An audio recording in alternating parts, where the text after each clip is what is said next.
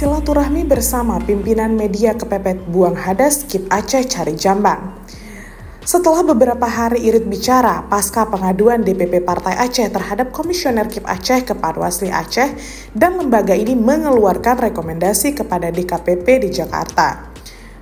Para pengawal demokrasi alias Komisioner Komisi Independen Pemilihan KIP Aceh akhirnya buka suara. Mereka menilai pelaporan Panitia Pengawas Pemilihan atau Panwasli Provinsi Aceh kepada Dewan Kehormatan Penyelenggara Pemilu atau DKPP belum sesuai regulasi penanganan pelanggaran. Kita hormati pelaporannya, namun lebih elok jika pelaporan yang ikut diberitakan oleh media itu dilakukan setelah semua prosedur yang disediakan oleh regulasi penanganan pelanggaran dipenuhi, kata Ahmad Mirza Safwandi, Ketua Divisi Hukum dan Pengawasan KIP Aceh, Rabu 9 Oktober 2024 di Banda Aceh. Hanya saja silaturahmi yang dilakukan Komisioner KIP Aceh bersama pimpinan media pers di Aceh ini terkesan setengah terpaksa. Bayangkan, sejak dilantik pada Jumat 4 Agustus 2023 oleh PJ Gubernur Aceh Ahmad Marzuki di Banda Aceh, inilah pertemuan dan silaturahmi perdana yang dilakukan. Karena itu, tidaklah berlebihan jika kondisi ini ibarat terdesak buang hajat baru kemudian kepepet mencari jamban. Bayangkan, dari 7 komisioner KIP Aceh hanya Agus nih, Ahmad Mirza Safwandi dan Muhammad Sayuni yang hadir pada acara tersebut. Sedangkan Khairunisa menghadiri persiapan rakor di Takengon Aceh Tengah, sementara Hendra Darmawan dan Iskandar Agani melakukan koordinasi mengenai lembaga penyiaran untuk debat pilkada dengan KPI Aceh.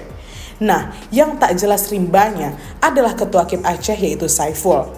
Dia tak hadir dalam pertemuan tersebut. Bahkan, hingga acara berakhir tak ada penjelasan dari mantan wartawan ini dan terkesan dia memang menghindar. Sebelumnya, Panwasli Aceh melaporkan dugaan pelanggaran kode etik oleh anggota Komisi Independen Pemilihan Aceh kepada Dewan Kehormatan Penyelenggara Pemilu atau DKPP di Jakarta. Ini merupakan hasil buntut laporan Wakil Ketua DPP Partai Aceh Suwaidi Sulaiman bersama tim kuasa hukumnya terhadap Komisioner KIP Aceh.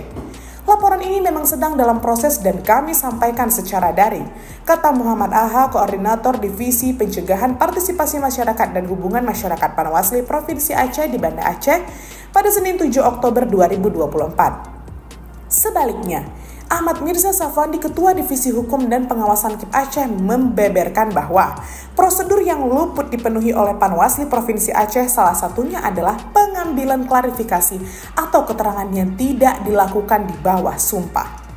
Harusnya semua keterangan itu diambil di bawah sumpah. Dasarnya Peraturan Bawaslu Nomor 9/2024 tentang perubahan atas Peraturan Nomor 8/2020 yang menyatakan bahwa pengambilan klarifikasi atau keterangan haruslah di bawah sumpah dan juga dituangkan dalam formulir A10, sebut Mirza. Ditambahkan, sebelum diumumkan ke publik, mestinya salinan berita acara atau BA klarifikasi diberikan kepada pihak yang diklarifikasi dan ditandatangani setelah penanganan pelanggaran selesai dilakukan. Menjadi janggal karena tim klarifikasi dari Sekretariat Panwasli Aceh pada tanggal 7 Oktober 2024 melalui saluran seluler mengaku belum menyampaikan pengaduan ke DKPP, tapi beritanya sudah menyebar di media pers, ungkap Mirza. Keterangan dari staf Sekretariat KIP Aceh tersebut juga berbeda dengan pernyataan Komisioner Panwasli di media atau yang telah disampaikan kepada publik. Pertanyaan kami, apa dasar atau basis pengambilan keputusan melalui rapat pleno Panwasli Aceh? Apakah berdasarkan keterangan klarifikasi Komisioner KIP Aceh? Sebutnya, KIP Aceh juga mengaku belum mendapatkan konfirmasi mengenai kehadiran Komisioner KIP Aceh yang telah memberikan klarifikasi. Ini karena tanggal 2 Oktober 2024 lalu, Komisioner KIP Aceh yang hadir hanya berjumlah 5 anggota, yaitu Saiful Agus Niaha, Ahmad Mirza Safwandi, Khairunisa, Iskandar Agani. Sementara, Muhammad Sayuni dan Hendra Darmawan belum memberi klarifikasi. Kok bisa? Padahal, berdasarkan pasal nomor 10 Peraturan DKPP nomor 2/2017 dengan tegas dinyatakan, dalam melaksanakan prinsip adil, penyelenggara pemilu tidak bersikap dan bertindak. C. Menjamin kesempatan yang sama bagi pelapor atau terlapor dalam rangka penyelesaian pelanggaran atau sengketa yang dihadapinya sebelum diterbitkan putusan atau keputusan. Dan huruf D, mendengarkan semua pihak yang berkepentingan dengan kasus yang terjadi dan mempertimbangkan semua alasan yang diajukan secara adil.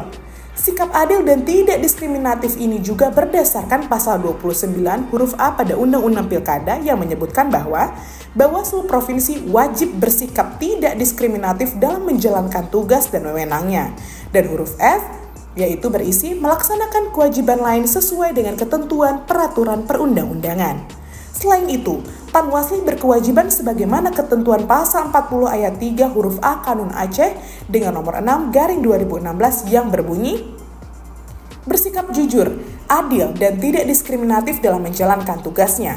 Begitu juga dalam pasal 193B ayat 1 yang berbunyi, ketua dan atau anggota Bawaslu Provinsi yang melanggar kewajiban sebagaimana dimaksud dalam pasal 29 dipidana dengan pidana penjara paling singkat 12 bulan dan paling lama 144 bulan dan denda paling sedikit 12 juta rupiah dan paling banyak 144 juta rupiah.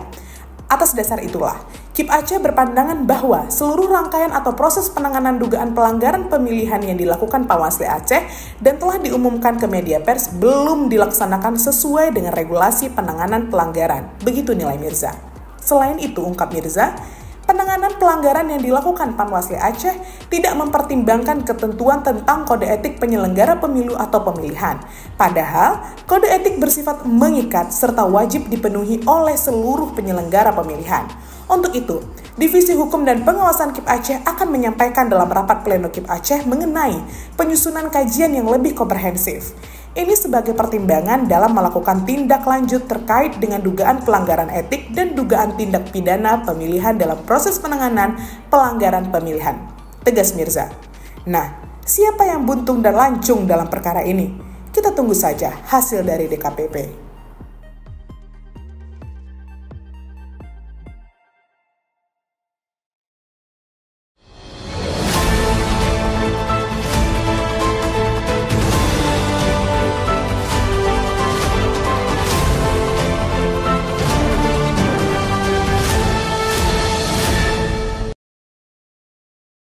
Jangan lupa like, komen, dan subscribe.